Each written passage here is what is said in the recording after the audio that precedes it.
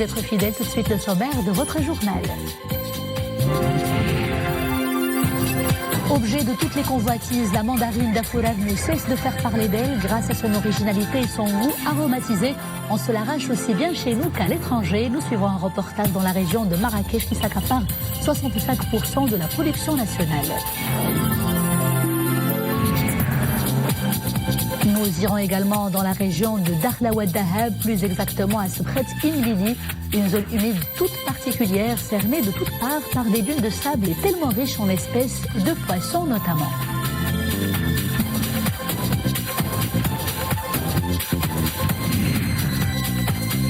Ils sont seniors et retraités, mais toujours passionnés des sports, notamment des exercices de relaxation en plein air pour garder la forme.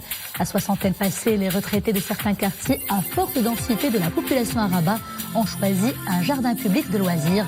Reportage vers la fin de cette édition.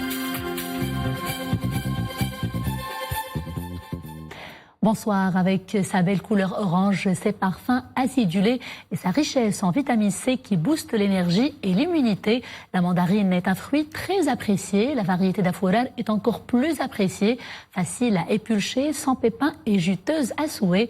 Elle demeure la star des petits fruits dans la région de Marrakech où elle est cultivée sur une superficie de plus de 4500 hectares. Amina Allam et Boubkar Ben Ghabret.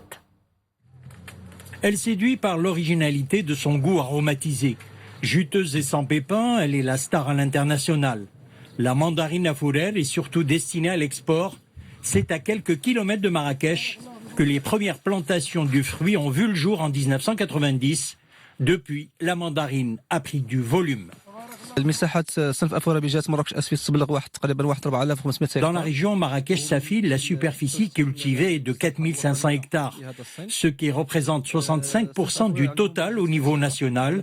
La variété Afourar se caractérise par son rendement très élevé. C'est aussi un fruit qui mûrit un peu tard par rapport aux autres variétés d'agrumes. On produit entre 300 et 400 tonnes de mandarines Afourar. La production est principalement destinée aux marchés extérieurs. La mandarine Afourar doit ses qualités au microclimat remarquable de son terroir d'origine, Marrakech. Elle cartonne et bénéficie d'une attention particulière du plan Maroc Vert et aujourd'hui du programme Green 2020-2030. Le conditionnement du fruit passe par plusieurs étapes avant son exportation à l'international.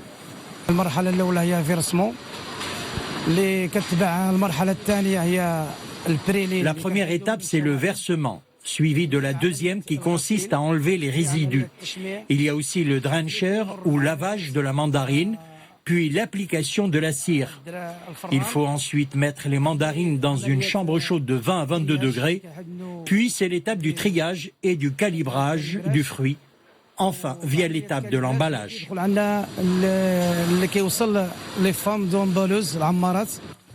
Cueillie à la main, tardive, la mandarine Afourar est disponible de fin décembre à mai. Elle se retrouve sur les marchés internationaux principalement en Europe, en Russie et au Canada. La coopération maroco-anglaise en matière de recherche scientifique et archéologique va bon train. Une mission scientifique mixte mène depuis mercredi dernier déjà des fouilles archéologiques sur le site Tamdoult relevant de la région de Tata. Et il faut dire que ce qui a été trouvé jusqu'ici est d'une valeur inestimable. Découverte avec Oumima Ramli. Nous sommes à la cité millénaire Tamdoult, à quelques 250 km de la ville de Tiznit. Cité médiévale et fief des échanges entre le versant nord du Grand Atlas et les steppes méridionales. À l'époque, la cité était le centre d'une activité commerciale florissante. Aujourd'hui, ces vestiges regorgent d'histoire. Nous sommes ici afin d'essayer de tirer au clair le rôle qu'a joué cette ville dans les échanges commerciaux, mais pas que. Nous nous intéressons aussi au rôle qu'elle a joué en tant que centre urbain et par la même occasion à la culture islamique. Cela va bientôt faire 3 ans que nous nous sommes penchés sur ce sujet. À la quête de vestiges, il retrace les pas des anciennes civilisations. Des pas qui ont mené cette équipe d'archéologues il y a 1 an à découvrir la grande mosquée de la ville. Cette année, la grande découverte, c'est le four de fonderie des métaux, des scories et une série de pièces de monnaie de l'époque. jusqu'à la production d'un On a pu trouver énormément de fossiles qui viennent appuyer la théorie que plusieurs civilisations sont passées par cette cité. Les premiers étant les Idrissides. Et il est fort probable que la cité ait été réhabilitée par Abdullah ibn Idriss. D'ailleurs, on a trouvé non seulement plusieurs fossiles idrissides, mais aussi d'autres pièces de monnaie des époques almoravides et saadiennes. La mission de l'équipe d'archéologues maroco-anglaise se poursuit avec la découverte du nouveau phare de la Kasbah. Des fouilles fructueuses qui ont démarré il y a 3 ans de cela. Changement de décor et cap sur un endroit qui suscite également beaucoup de curiosité et surtout beaucoup d'émerveillement grâce à ses atouts naturels exceptionnels. Je vous parle de Sabkhat Mlili, une zone humide située dans la région de Dakhla Oued Dahab. Les pluies s'y font rares et les spécificités écologiques sont pourtant encore plus rares. Pourquoi donc? La réponse tout de suite avec Bkar Glemi et Mohamed El Shkar. Sabkhat Mlili, une zone humide située à une quarantaine de kilomètres au sud de l'Ergoub, une dizaine de kilomètres du littoral atlantique, une dépression peu profonde, à peine d'une dizaine de mètres, mais étendue sur quelques 13 kilomètres sur 2,5 kilomètres de largeur, le tout ponctué de résurgences d'eau salée à saumâtre, ce qui en fait un type rarissime de zone humide, un site écologique singulier d'intérêt écologique à l'échelle internationale. La Sabkha est cerné de toutes parts par des dunes de sable.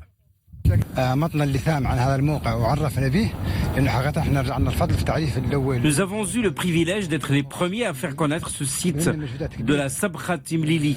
Nous avons œuvré et obtenu son classement au plan international en tant que zone humide. Et nous ambitionnons d'en faire un site écologique préservé, mais aussi d'attractions touristiques. Aujourd'hui, un grand nombre de jeunes vivent des activités touristiques développées autour du site et sur le site. Mais nous veillons à ce que le tourisme soit responsable et à ce qu'il préserve le caractère écologique du site. La Sabkha est une curiosité pour une étendue d'eau très salée. Elle est entourée de dunes de sable et elle est riche en espèces de poissons, notamment le tilapia de Guinée du Sud, du fleuve du Sénégal. Ces espèces de poissons semblent s'adapter dans des poches d'eau isolées, en plein désert. Elles changent de couleur, de forme, de taille, pour mieux s'adapter aux spécificités de ces milieux naturels où les températures et le taux de salinité sont élevés.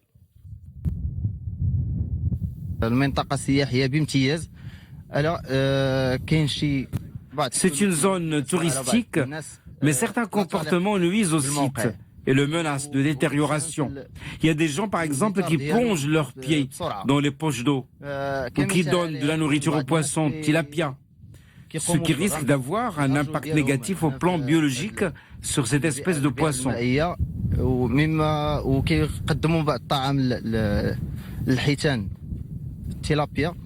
كيقدموا لها بعض الطعام من الخبز هذا وهذا يساهم بشكل كبير في التحول ديالها بيولوجيا.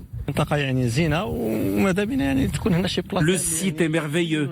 Nous souhaitons que des panneaux soient installés pour indiquer aux visiteurs et aux touristes les caractéristiques de ce site écologique et les règles à observer. Par exemple, ne pas plonger les pieds dans le plan d'eau, ne pas nourrir le poisson, et nous souhaitons que le site soit maintenu propre. وتكون تكون نظافه دائما ماذا بين السائح يرجع بالنفايات ديالو للمدينه. La vraie particularité de cette Sabkha, c'est sa situation dans une zone où il pleut rarement, à peine 30 mm par an. Mais malgré cela, les différentes poches d'eau de la Sabkha préservent de façon durable les mêmes volumes d'eau.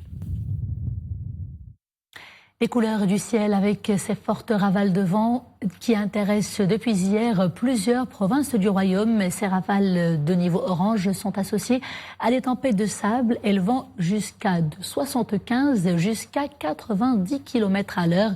Cela concerne notamment les provinces de Boujdour, Smara, Gelmim, L'Alioun, Sidi Ifni, Tantan et Tarfaya.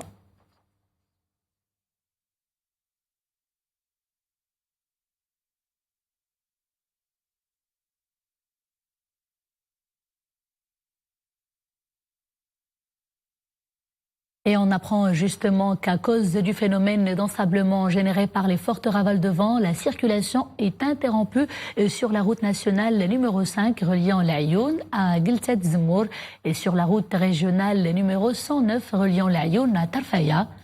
La déviation est possible pour cette dernière liaison à travers la route nationale numéro 1. Pour toute information supplémentaire, vous pouvez contacter le numéro de téléphone qui s'affiche actuellement à l'écran.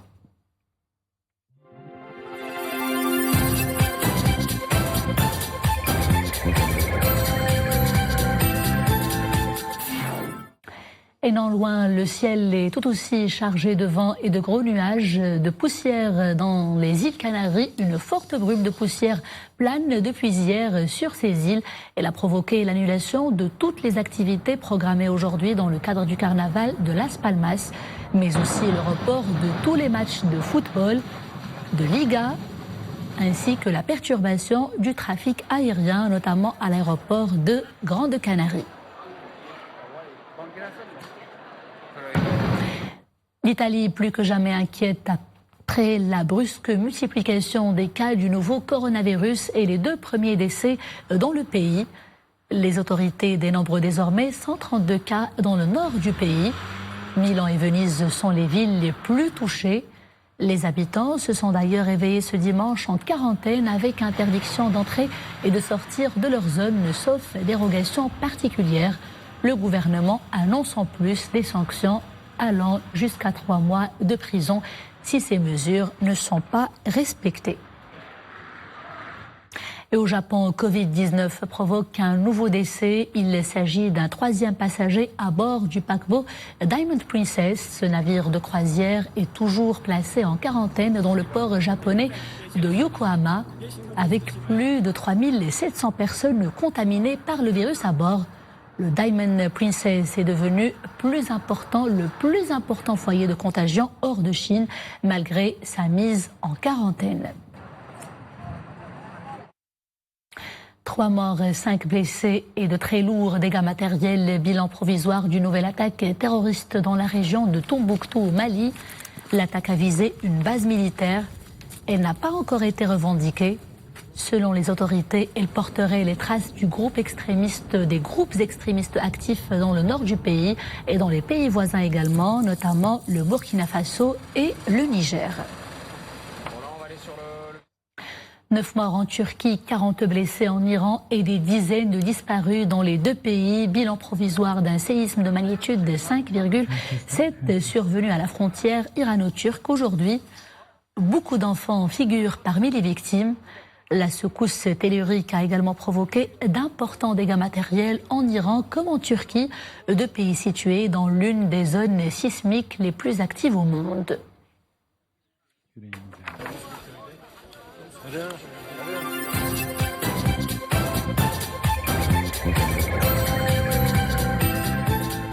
Peut-on s'exercer de façon régulière au sport après 60 ans ? Oui, vous diront les médecins, c'est une bonne idée, à condition bien sûr de rester prudent et d'éviter les activités intenses, car le corps des seniors ne peut pas aller au-delà de certaines limites. Nos caméras se sont baladées dans le parc de loisirs d'Al-Qamra, où plusieurs personnes retraitées se retrouvent pour s'entraîner, encadrées par un bénévole, un ex-sportif éméreux. Peps et divertissements sont au rendez-vous. Abdel Fattah Zouin et Zakaria Moqin Billah. Ils ont pour la plupart plus de 50 ans, une passion pour le sport à en revendre et de l'énergie à faire pâlir leurs cadets. 4 fois par semaine, ce groupe de seniors se donne rendez-vous dans ce QG où le mouvement et la bonne humeur sont les mots d'ordre. Le jardin de loisirs de Yacoub Mansour. Depuis près de 8 ans, Abdelghni va encadrer les pratiquants. Ce parc est idéal pour pratiquer du sport. Abdelghni nous a beaucoup aidés pour nous appliquer avec assiduité.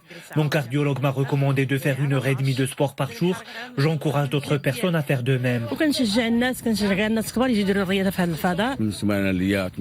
J'ai 68 ans.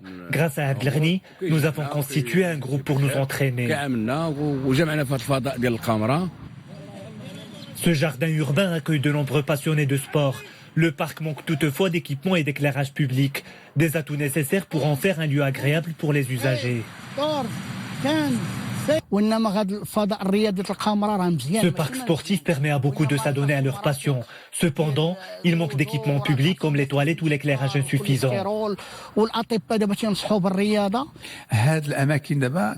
Les parcs de loisirs sont très fréquentés par les visiteurs. C'est pourquoi nous pensons à réhabiliter les toilettes publiques et les mettre à la disposition des visiteurs. Fidèles à leur passion, ces pratiquants ont fait du sport une habitude qu'ils observent avec rigueur et enthousiasme. Ils partagent volontiers leur hobby avec d'autres pour les inciter à les rejoindre dans ce parc de loisirs qui permet à différentes catégories d'âge de se défouler et de se ressourcer. Et c'est ce qui signe le clap de fin de ce journal. Merci de l'avoir suivi et à très bientôt, toujours avec grand plaisir. D'ici là, portez-vous bien.